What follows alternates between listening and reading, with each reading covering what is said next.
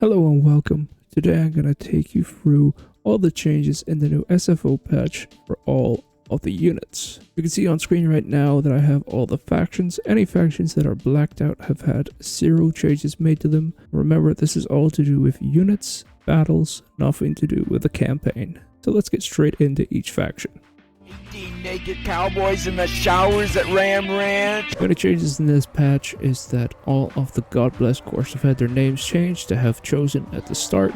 So chosen Corngors, we have the chosen Pestigors, the chosen Sangors, and the chosen Slangors, who have been locked into Horny Jail by Fenris.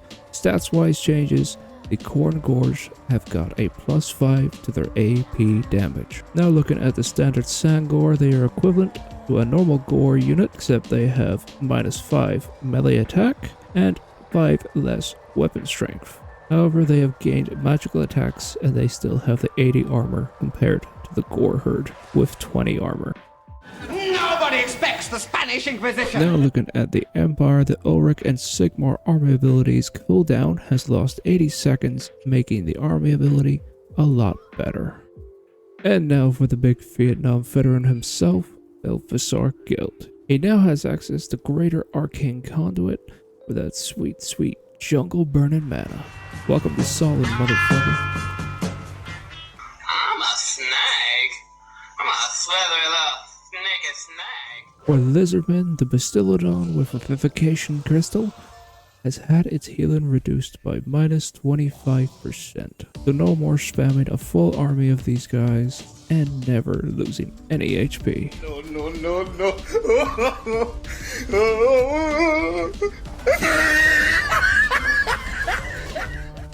Get in my belly! Come on! Starting us off with the Ogres. The Slave Giants have now got Unstoppable Charge, and they got a +10 to their charge and to their leadership. Iron Guts now have the Discipline trait, which allows them to not take any leadership losses when the Lord dies on the field. They also got 20 armor. Man-Eaters with Pistol no longer shoot in the front arc, and they now have a 360 arc around them. So they work quite a lot like Free Company Militia, where they can be moving and shooting at the same time. Now moving on to the Tomb King, the Shabti with Great Bow units have traded 50 AP missile damage to just a base 25 missile damage. However, they are now getting a +25 to large targets, so make sure to snipe monsters with them. Your mother was a hamster, and your father smelt of elderberry! Now looking at Bretonnia, it's mainly just campaign changes. However, army abilities are now faction-wide, and cavalry units that are in lance formation now has their speed and charge bonuses reduced by 25% to make it more fair with the recent mass update. Bring out the Gimp. I think the Gimp's sleeping. Now looking at your local BDSM club, the Dark Elves, it's mainly just Malice and his demon form Sarkhan. Both of them have had their health pools buffed by 10%, and when he's in Sarkhan mode, the health loss for disintegration has been lowered by 25%, keeping him fighting for much longer. God damn it, how come every time I put up a wall, stupid have to come and knock it down?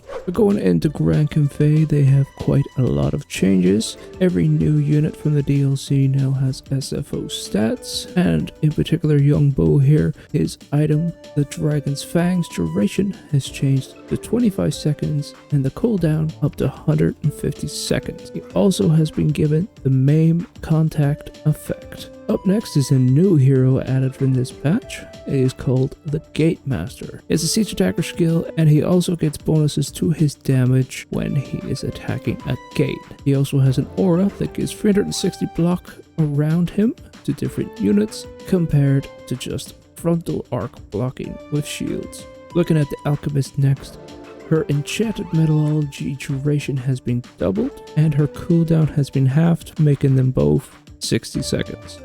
Xiao Ming's Master of Alchemy ability has had its duration increased to 60 seconds.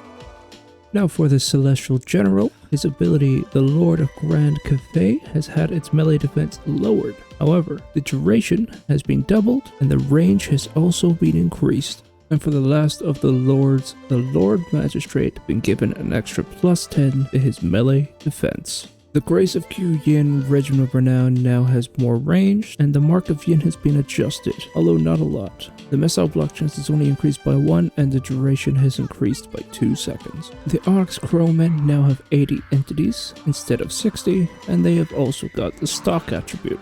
Whereas the Empress Crowman Regiment of Renown has the same things, but they also now count as Yin. The Sangha War Drum now gives the Disoriented Contact effect, and Disdain of the Dragon Emperor now gives +10 accuracy on top of the melee attack. The Regiment of Renown version has all this, plus the Dread Aversion Aura ability, giving them a -5 hex to leadership around them. Now both the Guardian Lions have increased mass, they've gained Unbreakable, and now have faster attacks. They've also had their entity count increased from 1 to 4. The Jade Lion in particular got flaming attacks and boosts to the offensive stats. The Jet Lion got magical attacks and boosts to defensive stats. Their Guardian Shield radius increased by 5 meters, and their spell resist went up by 5%. And lastly, all variants of the Great Ligma Balls Riders got +5 melee attack, defense, and +10 speed. Southlings die, Northlanders reign! And now for Norsca, all of the mammoths in the roster have gained 2.5 to their mass, making them be able to run through enemies a lot quicker, and this also applies to Wolfric on his mammoth. The Gracie have passed you the both! Do you accept to receive? Now for Skaven, the Death Runner unit just got a +5 normal melee damage added onto their weapon strength, just giving them a bit more fighting power. I am smart. SMRT. SMART. Now going into Tzeentch, all of the new units have SFO stats now, and for the Cockatrice, they overall have lower damage. However, the Petrifying Gaze now does -15 to melee defense and melee attack, instead of Vanilla's just -10 attack and -10 speed, making him a great utility unit to be thrown right into the middle of the battle. The Pink Horror Regiment of Renown, the Sore Guts, now has more AP melee damage. It originally had 8 and it has moved up to 20.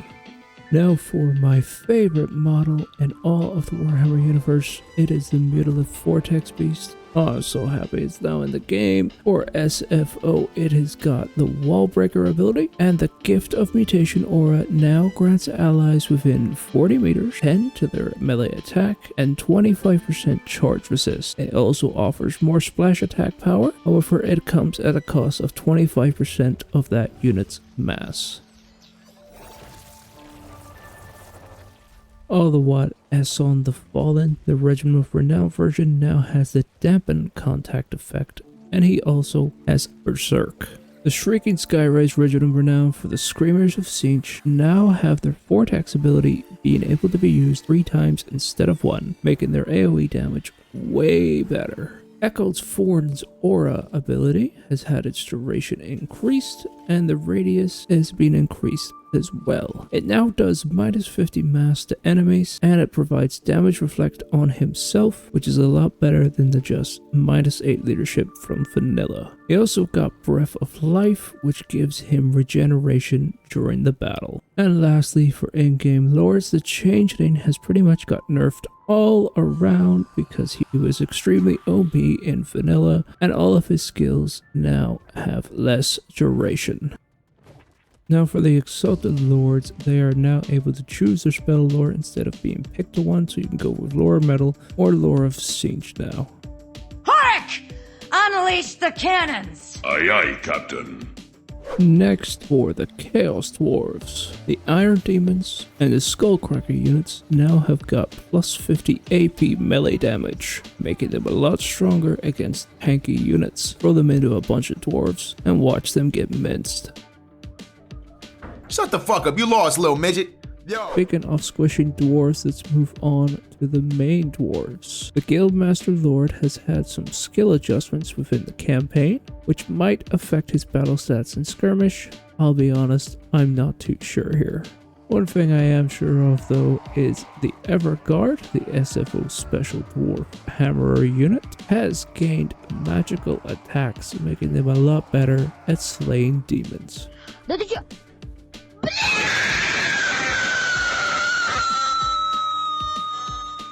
A Streltsy Regiment of Renown unit has now been given additional projectiles. They also do knockback and they are shooting. The Akshina Ambushers. The whole unit has had their entity and range limit changed to 100.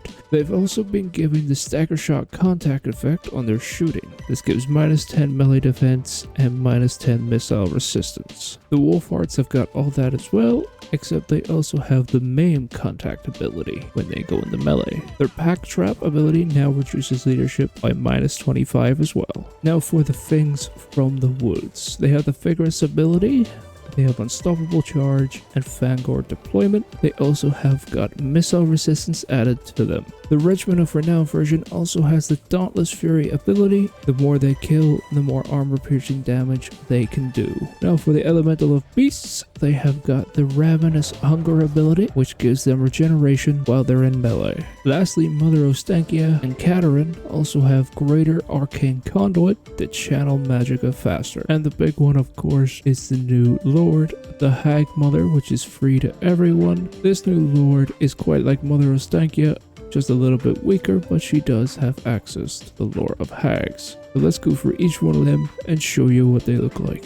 So the first spell in the lore of Hags is the Wasting Curses spell. It is a direct damage spell that is quite like a Mystifying Miasma. Put it on a single unit and watch them all drop. On its basic cast, it does 12 to 25 damage per second. It increases their cooldowns by 25 seconds. It decreases all healing they receive by minus 75 and reduces their speed by 25. It lasts for 60 seconds. For the Overcast version, everything is the same except for the increased cooldowns, which goes up to plus 50 seconds. All healing received is negated by 100% and their speed is reduced by 50%. This is what it looks like.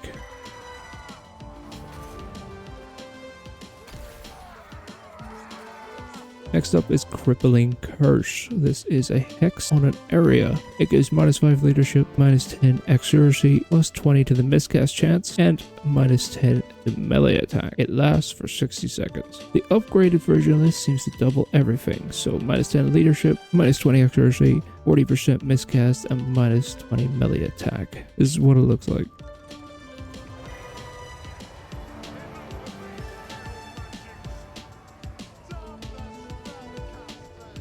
Next one is Healing Boons. This is a regeneration that can cast on a single target. It restores up to 30% of hit points and it lasts for 60 seconds. In the Overcast version of this, it also gives plus 10 leadership, plus 10 damage resistance. This is what it looks like.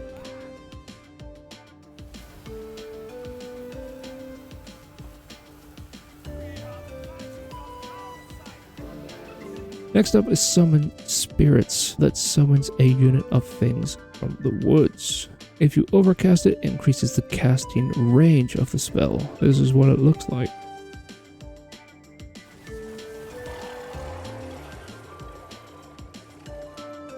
Haunting. This is direct damage area effect, quite like Flock of Doom. Its total damage per second is 25 to 50 per second. Its leadership is minus 10 and its figure is plus 1 to the affected unit. It can affect up to 10 entities at a time. The Overcast version of the spell increases the damage up to 50 to 100 and increases that figure per second up to 2%.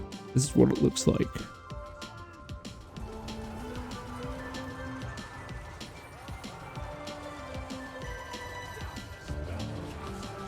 And of course, the spell, the Form of the Ancient Widow. This is a transformation spell that turns the Hag Lord into an Ancient Widow. Pretty much turns her into a spirit. This is what this one looks like.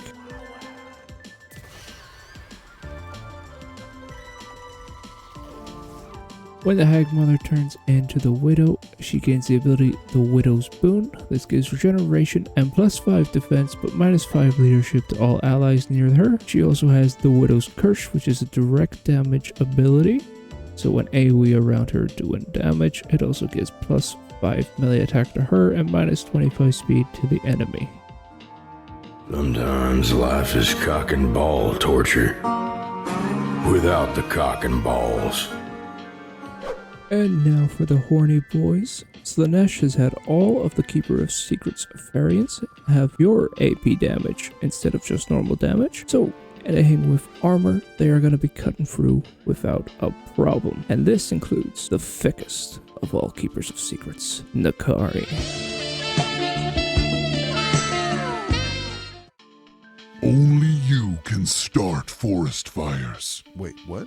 And for our very last faction, the Wood Elves. The only thing they've got, the Grove Guardians with great bows have had their explosive area increased to 5 from 4, making their ability to blow shit up pretty fucking good.